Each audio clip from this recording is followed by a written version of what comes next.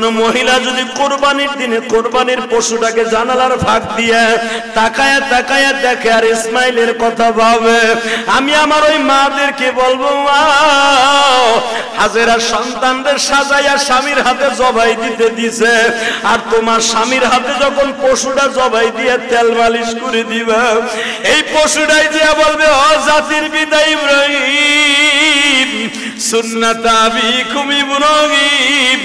তোমার সুন্নাত আদায় করতে যাই মহিলাই গরুটারে খৈল ভুসি খাওয়াইছে, এই মহিলা গরম পানি করে দিয়ে আদর করে দিছে, এই মহিলা দারোয়ানকে বলছে, গেটম্যানকে বলছে গরুটারে সুন্দর করে গোসল করা। মনে রাখো গো মা, এই জন্যই দেখবেন গরু কিনবেন আপনি,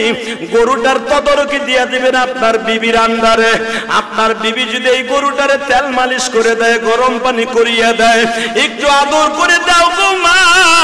ইসমাইলের গাড়িতে তুমি জান্নাতে যাইবা। এই জন্য গরু কিনা বাড়ির সামনে ঝুলাইয়া রাখবেন, বাড়ির সামনে বাইন্ধা রাখবেন, আপনি নিজে